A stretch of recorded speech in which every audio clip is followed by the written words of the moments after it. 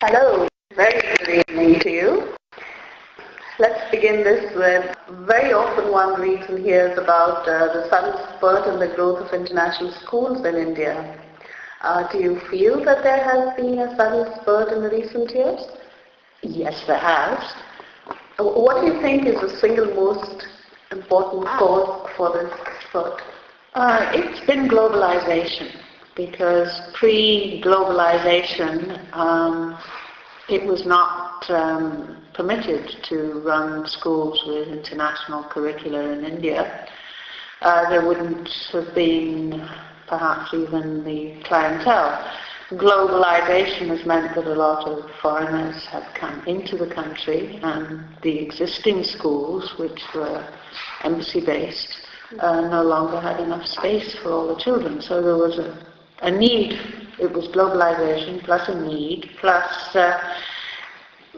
the permission to be able to open such a school in India. So that's why it happened in a rush. The need may have well been there before. Right. And that brings me to the next question. You know, when there was a time not too long ago when the mention of international education in India conjured up images of the British school, the American embassy school, and the Woodstocks. How is this new breed of international schools like Pathways and Lancers International that you've nurtured and you are continuing to nurture, how are they different from their embassy predecessors? I think the embassy predecessors, the schools that were here before, were very caught up within the area where they derived their curriculum. You take the British school and follow the British curriculum, expected a British kind of expat community to join the school. The American embassy school is very American, the curriculum is very American, and so Americans were expected to go there. Woodstock was slightly different because it definitely had a great mix, but again it was based on American curriculum. I think the new schools, because very often now the ownership is Indian, they are looking to provide a school that is different to the school that is normally found, the national school. They're also to some extent looking for profit, so that is different. And they have no obvious international group that they are affiliated with. And the majority of their students will be nationals, Indian nationals. So there's much stronger Indian links to these schools than perhaps there were to the previous schools.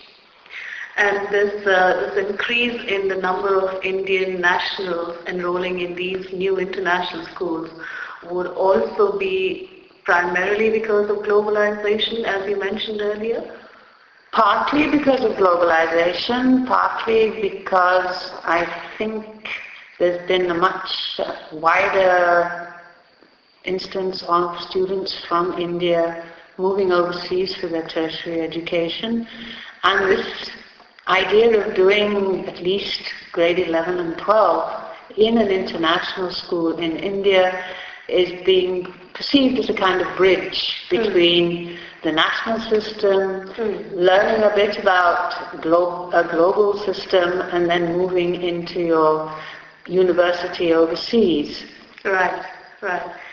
Out of the many international curricula, which one do you think is the most holistic as a learning experience? I think it has to be the International Baccalaureate, because this, if you look at the plan of how their curriculum works, it's centered on the learner. Right. And from that, the learner profile does everything else stem out. It's not looking at subjects, it's not looking at knowledge, it's looking at the learner. So it is more holistic. Right, right. I think you make a point there, a major point there, because if you look at International Baccalaureate, the earliest program that they have, the PYB, it's a very transdisciplinary program. So the disciplines are not as important as the learner, and the holistic picture of learning that they have through these transdisciplinary themes. What are your views about a single syllabus throughout India across the state and national boards?